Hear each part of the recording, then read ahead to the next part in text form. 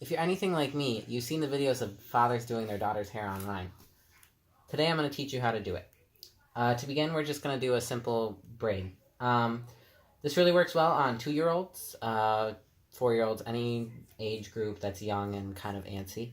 The trick that I like to use is I like to turn on the Magic School Bus. It's an educational program. It's kind of a win-win. Okay, so to begin, Lily's hair is shorter, which the younger you are, probably the more likely the kid that you'll be doing it on will have shorter hair.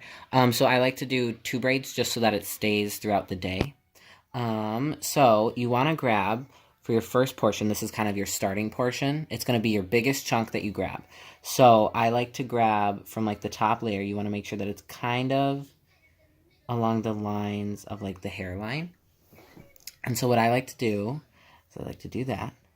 And then what you need to do is you need to divide the big chunk that you grabbed to use as your starting piece into 3 approximately equal chunks. It doesn't have to be exact, but if it's not, if it's too much lopsided, it'll you can see it. So to begin, you bring the middle piece over the right piece. And when you bring that piece over, Lil, can you look at the TV for me, baby? Then you kind of take a little piece of hair, and I like to do a little twist so that it stays all in place. And now the new middle piece goes over the left piece.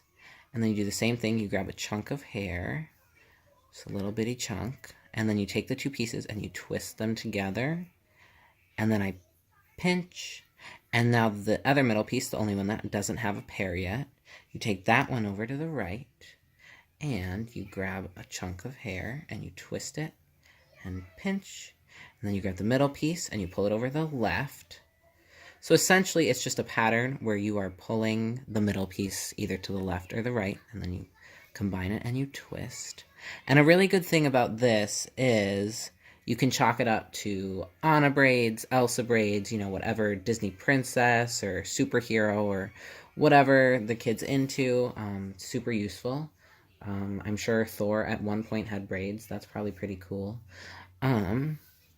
So you continue to do this, whatever. And as you can see, the Magic School Bus is thoroughly distracting the child. Currently they're learning about underwater sea fish. So then you do that, and you just keep going, and slowly, you want to make sure you're tugging it kind of tight so it's nice and snug against the scalp, because the looser the braid will be, the more likely it will be to fall out, whether that be during nap time or, squirming around in a car seat or, playing around on the playground, whatever it may be. You want to make sure that the braid is nice and snug so that throughout the daily activities of a young child, which are usually fairly involving clothes, hair, whatever can be messed up. You want to make sure that it's just going to hold through all that adventure. So I just have one little chunk left. I think I'll divide that in 2, and I'll pull that over to this one. All right, and then I'll bring the middle piece over, and I'll grab this, and then you twist it up. Okay, so now you have no more hair to pull into this side of the braid. So what you go from there is you just kind of do a traditional braid, which is essentially taking, it's the same process, but instead of pulling hair in, you just continue with your braid. So you pull the middle piece over the right, middle piece over the left, middle over right, middle over left, middle over right, middle over left, middle over right, middle over left, middle over right, middle over left. Okay, so about here, if you can see right here, this piece of hair kind of fell loose from the grasp. This is where you want to start watching to see where your braid can end, because you don't want to end it where you're going to be getting a lot of those pieces, because that means that the braid will be tied at a spot that's sort of weak, and eventually it'll just start to all come up, and then the braid again won't hold. So right about here, when I start to get more than that, about right there, you just want to pinch it. For Lily, it's about an inch, inch and a half.